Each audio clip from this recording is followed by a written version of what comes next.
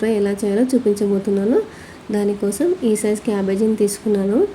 ఇది 1/2 kg దాకా ఉంటుందండి. ఇప్పుడు దీన్ని చిన్న చిన్న ముక్కలుగా కట్ చేసి పెట్టుకోవాలి.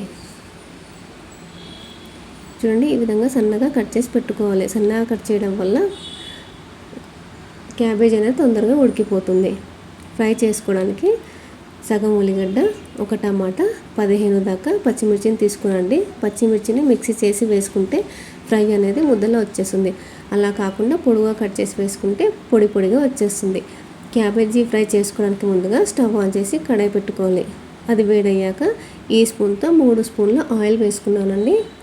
ఆయిల్ వేడయ్యాక మనం ముందుగా కట్ చేసి పెట్టుకున్న ఉల్లిగడ్డని వేసుకోవాలి. ఆ తర్వాత 1/2 టీ స్పూన్ పసుపు, 1/2 టీ స్పూన్ అల్లం వెల్లుల్లి పేస్ట్ వేసుకొని లో ఫ్లేమ్ మీద వేగనివ్వాలండి. 2 నిమిషాల పాటు లో ఫ్లేమ్ మీద వేగనివ్వాలి. ఆ తర్వాత 2 నిమిషాల తర్వాత మనం సన్నగా కట్ చేసుకున్న పచ్చిమిర్చి ఉంటుంది కదా, అవి కూడా వేసుకొని 1 నిమిషం పాటు వేగనివ్వాలి. ఫ్రైలు ఎప్పుడైనా సన్నని మంట మీద చేసుకోవాలండి.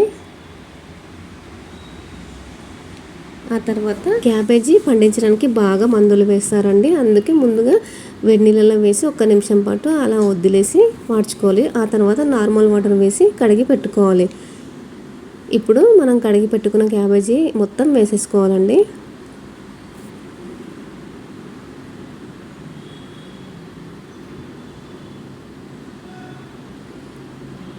ఇప్పుడు రుచికి సరిపడా ఉప్పు వేసుకొని ఒక 5 నిమిషాలు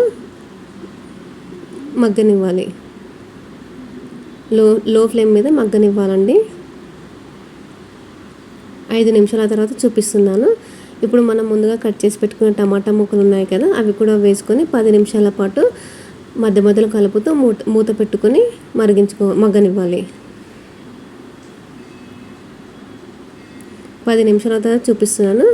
మొత్తం ఉడికిపోయిందండి. ఈ టైంలో 1/2 టీ స్పూన్ ధనియాల పొడి, అలాగే కొత్తిమీర, కరివేపాకును వేసుకొని ఒక 2 నిమిషాల పాటు మూత పెట్టుకోవాలి.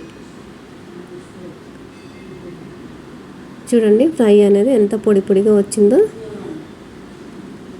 అంతేనండి, టేస్టీ క్యాబేజీ ఫ్రై రెడీ అయిపోయింది.